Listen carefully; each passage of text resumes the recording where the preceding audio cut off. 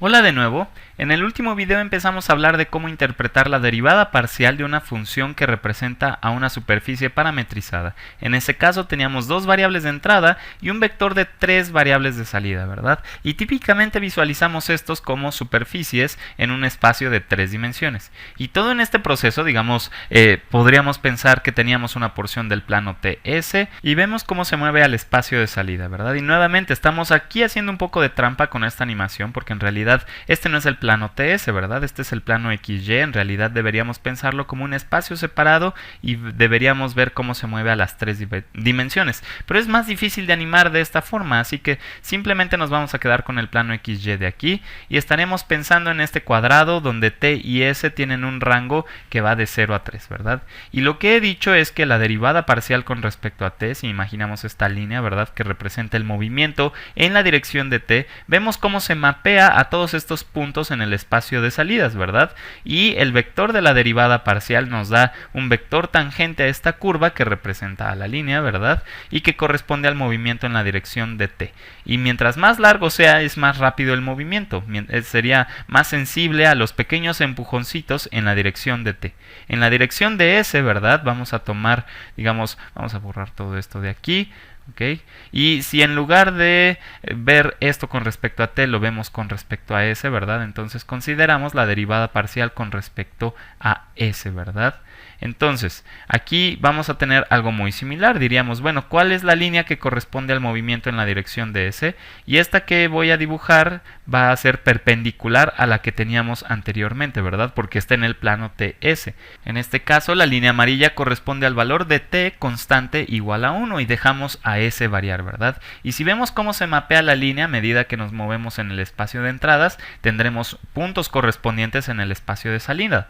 Y esto nos dice qué es lo que ocurre al variar S en la entrada, ¿verdad? Se empieza a curvear de forma muy interesante, ¿verdad? Y otra vez, esta rejilla que tenemos aquí pintada realmente nos ayuda porque cada vez que vemos que las líneas de la rejilla se intersectan, una de estas líneas representa el movimiento en la dirección de T y la otra en la dirección de S. Y para las derivadas parciales pensamos de forma similar, ¿verdad?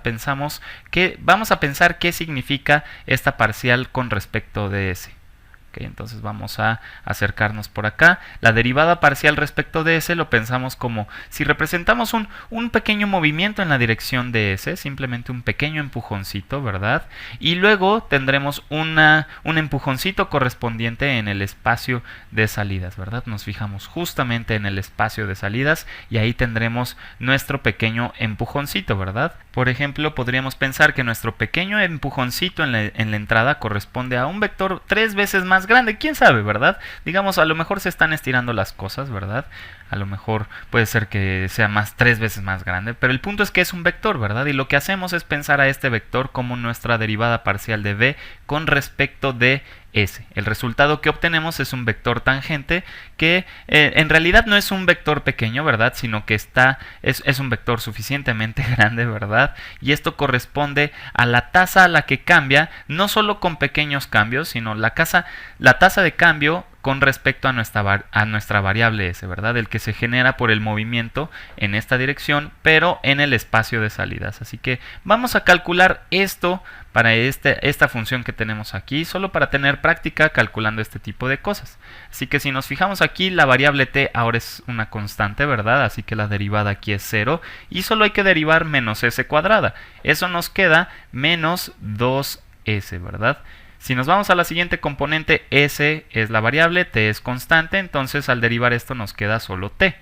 Ahora tendremos derivada de ts cuadrada es 2 veces t por s, 2 veces t por s, menos la derivada de esto sería t cuadrada, ¿verdad? Porque t es constante y s es nuestra variable y al derivar s nos da 1. Y si ahora evaluamos en el punto 1,1, que es nuestro punto rojo de aquí, entonces obtendríamos que aquí sería menos 2 por 1 es menos 2, 1, ¿verdad? Y 2 por 1 por 1 menos 1 al cuadrado es 2 por 1 por 1 menos 1 al cuadrado. Entonces tendríamos 2 menos 1, que es 1.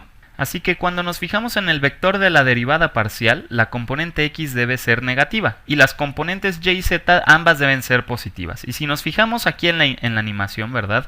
Al ver el movimiento a lo largo de la curva, todo encaja, ¿verdad? Porque si nos movemos a lo largo de esta curva, nos fijamos en la componente x, ¿verdad? Y esa debe ser negativa porque nos estamos moviendo hacia la izquierda. Ahora, si nos fijamos en la dirección de y, podemos ver que nos estamos moviendo hacia arriba, ¿verdad? Y de hecho nos movemos a la izquierda el doble de rápido que cuando nos movemos hacia arriba.